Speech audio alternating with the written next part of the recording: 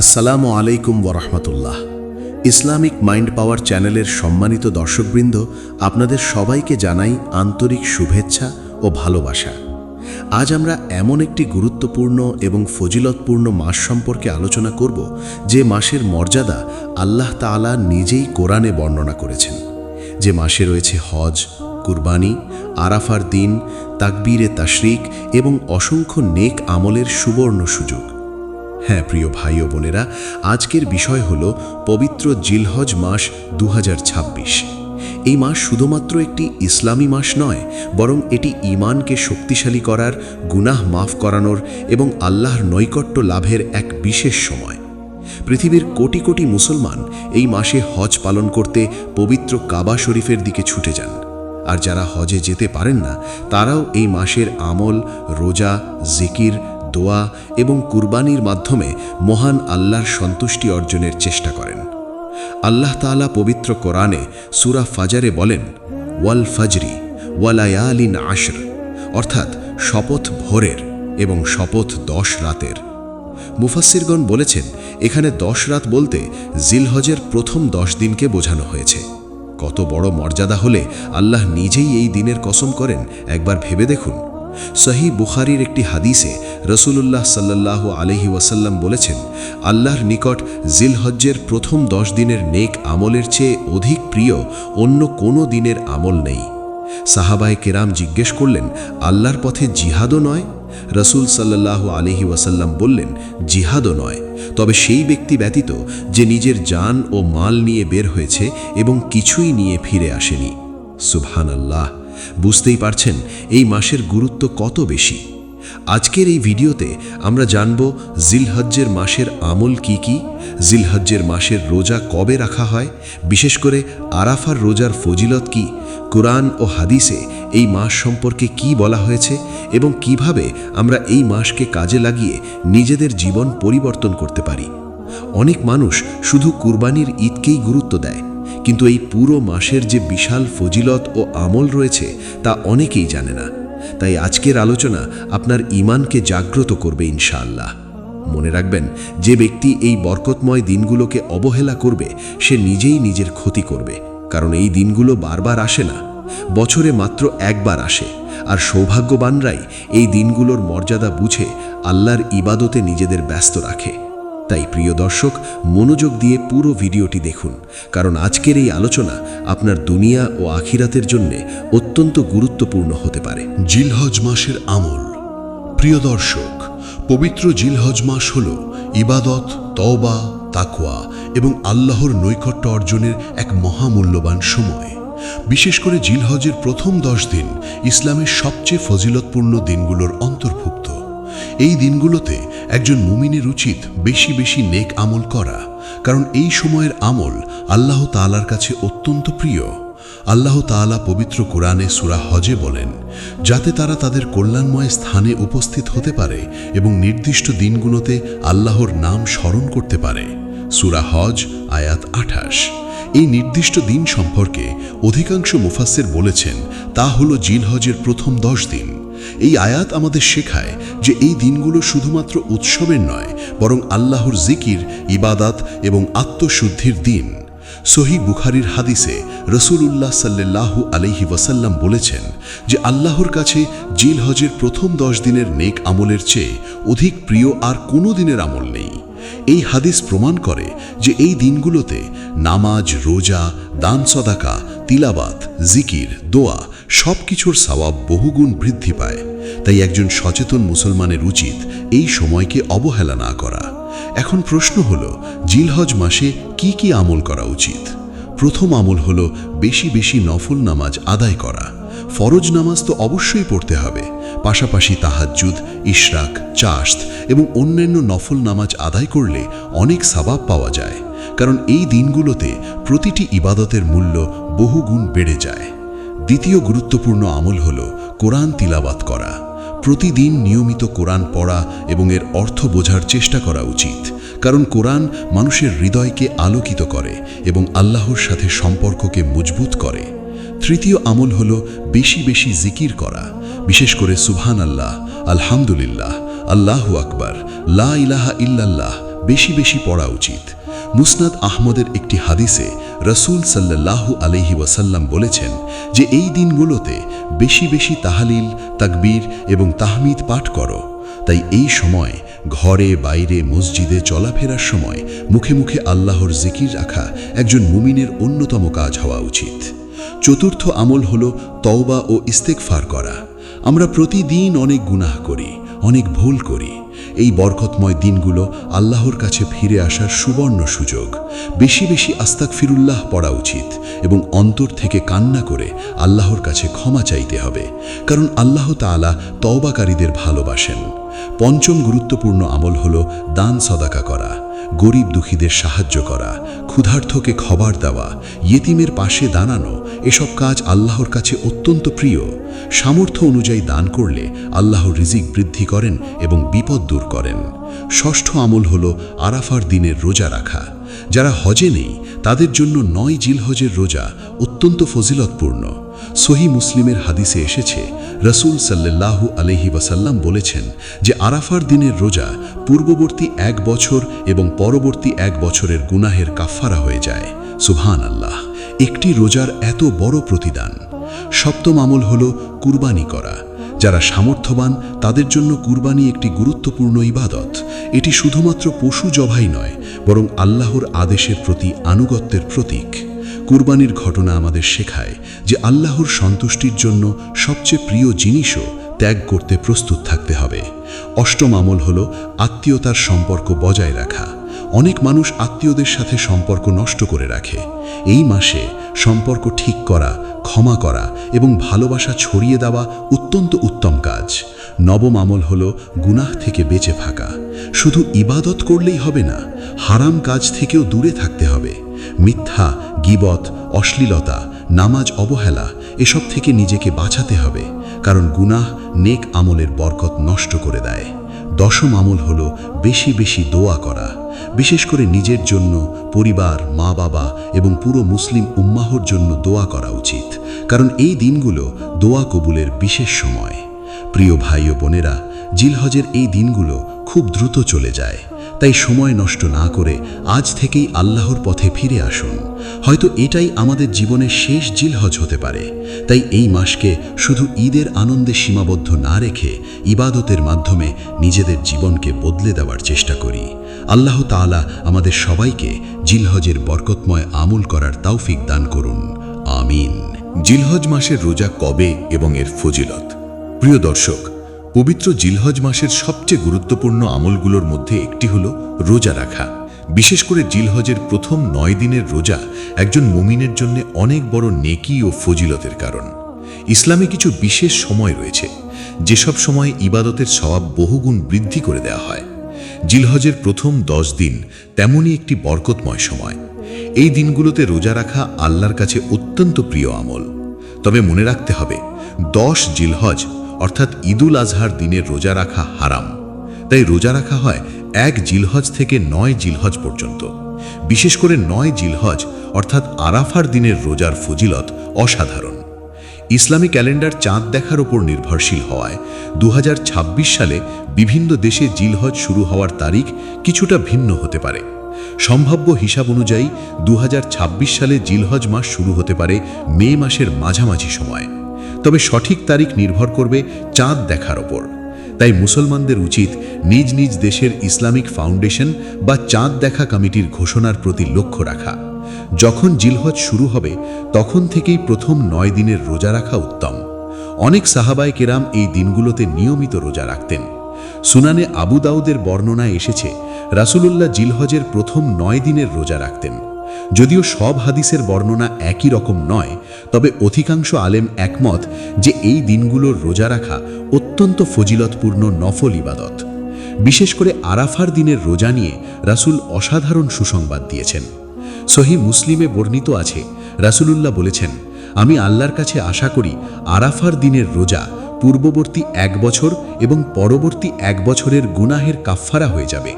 সুবহানাল্লাহ, একটি মাত্র রোজার বিনিময়ে 2 বছরের গুনাহ মাফের সুসংবাদ। তবে এখানে ছোট গুনাহ বোঝানো হয়েছে। বড় গুনাহ থেকে বাঁচতে হলে তওবা করতে হবে। আরাফার দিনটি মূলত সেই দিন যেদিন হাজিগণ ময়দানে আরাফা অবস্থান করেন এবং আল্লাহর কাছে কান্নাকাটি করে ক্ষমা প্রার্থনা করেন। যারা হজে যেতে পারেন না তারা এই দিনে রোজা রেখে আল্লাহর রহমত লাভের চেষ্টা করেন। ইসলামের ইতিহাসে এই দিনটির মর্যাদা অত্যন্ত বেশি। আল্লাহ তাআলা এই দিনেই দিনকে পূর্ণাঙ্গ করেছেন। পবিত্র কুরআনে সূরা মাইদায় আল্লাহ বলেন, আজ আমি তোমাদের জন্য তোমাদের দিনকে পূর্ণাঙ্গ করলাম, তোমাদের ওপর আমার নিয়ামত সম্পূর্ণ করলাম এবং ইসলামকে তোমাদের জন্য দিন হিসাবে মনোনীত করলাম। সূরা মাইদা ৩। অধিকাংশ মুফাসসির বলেছেন এই আয়াত আরাফার দিন নাজিল হয়েছিল। এজন্য আরাফার দিন শুধু রোজার জন্য নয়, বরং দোয়া, জিকির, তওবা এবং আল্লাহর কাছে ফিরে আসার এক মহা সুযোগ। এখন প্রশ্ন হলো, জিলহজের রোজা কিভাবে রাখা উত্তম? যদি কেউ সক্ষম হয় তাহলে ১ থেকে ৯ জিলহজ পর্যন্ত রোজা রাখতে পারে, আর যদি সবগুলো সম্ভব না হয় তাহলে অন্তত ৯ জিলহজ অর্থাৎ আরাফার দিনের রোজা অবশ্যই রাখার চেষ্টা করা উচিত। অনেক মানুষ শুধুমাত্র আরাফার রোজাই রাখেন এবং এটিও অত্যন্ত ফজিলতপূর্ণ। তবে হজ পালনকারীদের জন্য আরাফার দিনে রোজা না রাখাই উত্তম, কারণ রাসূল হজের সময় আরাফার দিনে রোজা রাখেননি। এতে বোঝা যায় হাজিদের জন্য ওই দিনে ইবাদতের শক্তি ধরে রাখা বেশি গুরুত্বপূর্ণ। প্রিয় ভাই ও বোনেরা, আজ আমাদের জীবনে কত গুনাহ জমে গেছে। আমরা হয়তো নামাজে অবহেলা করেছি, মিথ্যা বলেছি, হারাম কাজে জড়িয়েছি, মানুষের হক নষ্ট করেছি। কিন্তু আল্লাহ তাআলার রহমত এত বিশাল যে তিনি আমাদের জন্য এমন কিছু বিশেষ দিন রেখেছেন যেখানে সামান্য আমল করেও বিশাল প্রতিদান পাওয়া যায়। জিলহজের রোজা তেমনই একটি সুযোগ। তাই এই বরকতময় দিনগুলোকে অবহেলা করবেন না। হয়তো আগামী বছর আমরা এই মাস আর পাব না। তাই আজ থেকেই নিয়ত করুন, এই জিলহজে অন্তত কিছু রোজা রাখবেন, বেশি বেশি তওবা করবেন, কুরআন পড়বেন এবং আল্লাহর দিকে ফিরে আসবেন। কারণ সফল সেই ব্যক্তি যে দুনিয়ার ক্ষণস্থায়ী জীবনকে আখিরাতের সফলতার জন্য ব্যবহার করতে পারে। আল্লাহ তাআলা আমাদের সবাইকে জিলহজের রোজা রাখার তৌফিক দান করুন এবং আমাদের গুনাহসমূহ ক্ষমা করে দিন। আমিন। প্রিয় দর্শক, পবিত্র জিলহজ মাস ইসলামের সবচেয়ে মর্যাদাপূর্ণ ও বরকতময় মাসগুলোর একটি। এই মাসের গুরুত্ব এত বেশি যে আল্লাহ তাআলা নিজেই পবিত্র কোরআনে এই মাসের প্রথম 10 দিনের শপথ করেছেন। পৃথিবীর ইতিহাসে এমন কিছু সময় রয়েছে যেগুলো অন্য সময়ের চেয়ে অনেক বেশি সম্মানিত। জিলহজের প্রথম 10 দিন তেমনই এক মহামূল্যবান সময়। এই দিনগুলোতে ইবাদত করলে আল্লাহ তাআলা বান্দার গুনাহ মাফ করেন, মর্যাদা বৃদ্ধি করেন এবং অসংখ্য রহমত নাজিল করেন। পবিত্র কোরআনে আল্লাহ তাআলা সূরা ফাজরে বলেন, শপথ ভোরের এবং শপথ 10 রাতের। সূরা ফাজর 1-2। অধিকাংশ তাফসীরবিদ যেমন ইবনে আব্বাস রাদিয়াল্লাহু আনহু, ইবনে কাসির সহ অনেক আলেম বলেছেন এখানে 10 রাত বলতে জিলহজের প্রথম 10 দিনকে বোঝানো হয়েছে। একবার চিন্তা করুন, যেই আল্লাহ শপথ করেন সেই দিনের মর্যাদা কত বড় হতে পারে।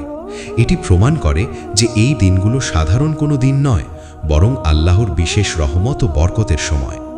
সহিহ বুখারীর একটি বিখ্যাত হাদিসে রাসূলুল্লাহ সাল্লাল্লাহু আলাইহি ওয়াসাল্লাম বলেছেন, আল্লাহর নিকট জিলহজের প্রথম 10 দিনের নেক আমলের চেয়ে অধিক প্রিয় অন্য কোনো দিনের আমল নেই। সাহাবায়ে কেরাম অবাক হয়ে জিজ্ঞেস করলেন, আল্লাহর পথে জিহাদও নয়? রাসূল সাল্লাল্লাহু আলাইহি ওয়াসাল্লাম বললেন, জিহাদও নয়, তবে সেই ব্যক্তি ব্যতীত যে নিজের জান ও মাল নিয়ে বের হয়েছে এবং কিছুই নিয়ে ফিরে আসেনি। এই হাদিস স্পষ্ট করে দেয় যে এই দিনগুলোতে করা সামান্য আমলও আল্লাহর কাছে অত্যন্ত মূল্যবান। তাই এই সময়কে অবহেলা করা একজন মুমিনের জন্য বড় ক্ষতির কারণ হতে পারে।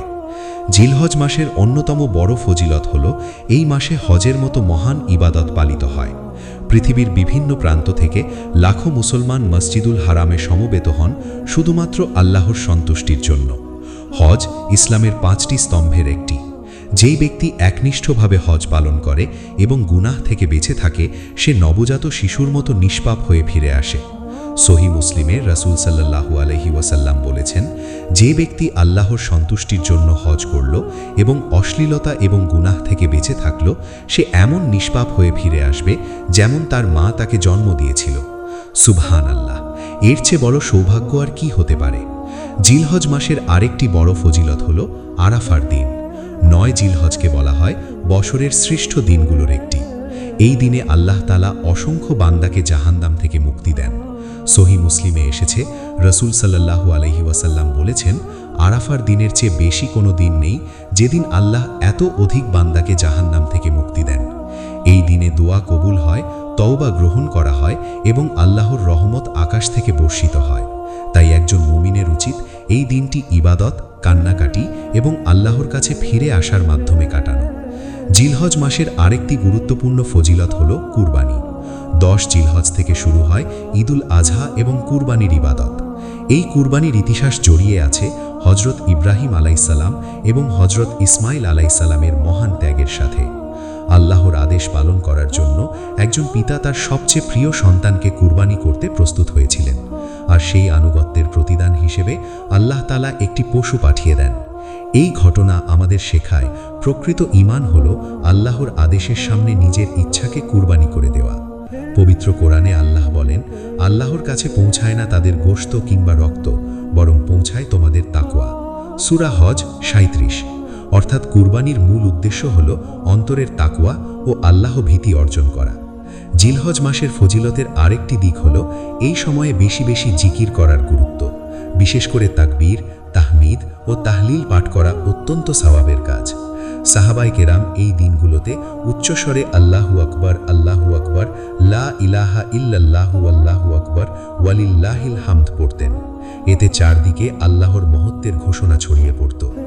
আজ আমাদের সমাজে এই সুন্নাহ অনেকটাই হারিয়ে গেছে, তাই আমাদের উচিত এই আমলকে পুনর্জীবিত করা। প্রিয় ভাই ও বোনেরা, জিলহজ মাস শুধুমাত্র ক্যালেন্ডারের একটি মাস নয়, এটি আত্মশুদ্ধির মাস, ঈমানকে শক্তিশালী করার মাস এবং আল্লাহর কাছে ফিরে আসার মাস। যারা এই মাসকে সঠিকভাবে কাজে লাগায় তারা দুনিয়া ও আখেরাতে সফল হয়, কিন্তু যারা এই সময়কে গাফিলতিতে নষ্ট করে তারা নিজেরাই নিজেদের ক্ষতি করে। তাই আসুন আমরা এই জিলহজে নতুনভাবে আল্লাহর পথে ফিরে আসি, নামাজ ঠিক করি, গুনাহ ছেড়ে দিই, বেশি বেশি তওবা করি, রোজা রাখি, কোরআন তিলাওয়াত করি এবং অসহায় মানুষের পাশে দাঁড়াই। কারণ আমরা জানি না, হয়তো এটাই আমাদের জীবনের শেষ জিলহজ। আল্লাহ তাআলা আমাদের সবাইকে জিলহজ মাসের প্রকৃত মর্যাদা বোঝার এবং এর ফজিলত অর্জনের তৌফিক দান করুন। আমিন। প্রিয় দর্শক, আজ আমরা জানলাম পবিত্র জিলহজ মাসের মর্যাদা, এই মাসের গুরুত্বপূর্ণ আমল, রোজার ফজিলত এবং আল্লাহ তাআলার অসীম রহমতের কথা।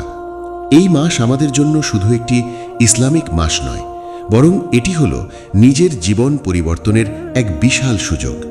মানুষ দুনিয়ার ব্যস্ততায় এতটাই ডুবে যায় যে অনেক সময় আল্লাহকে ভুলে যায়, নামাজ ভুলে যায়, আখিরাতের কথা ভুলে যায়। কিন্তু জিলহজ মাস আমাদের আবার স্মরণ করিয়ে দেয় যে এই পৃথিবীর জীবন অস্থায়ী। একদিন আমাদের সবাইকে আল্লাহর সামনে দাঁড়াতে হবে।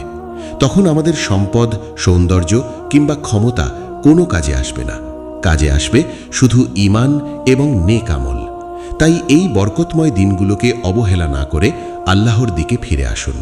বেশি বেশি নামাজ পড়ুন, কোরআন তিলাওয়াত করুন, তওবা করুন, রোজা রাখুন এবং মানুষের উপকার করুন।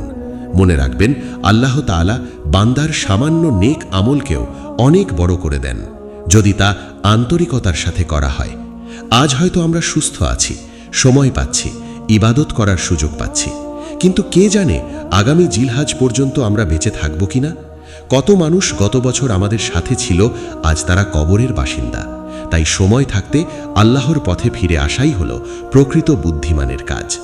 শয়তান সব সময় মানুষকে গুনাহের পথে ব্যস্ত রাখতে চায় আর নেক কাজকে কঠিন মনে করায়, কিন্তু একজন মুমিন সেই ব্যক্তি যে আল্লাহর সন্তুষ্টির জন্য নিজের নফসের বিরুদ্ধে লড়াই করে।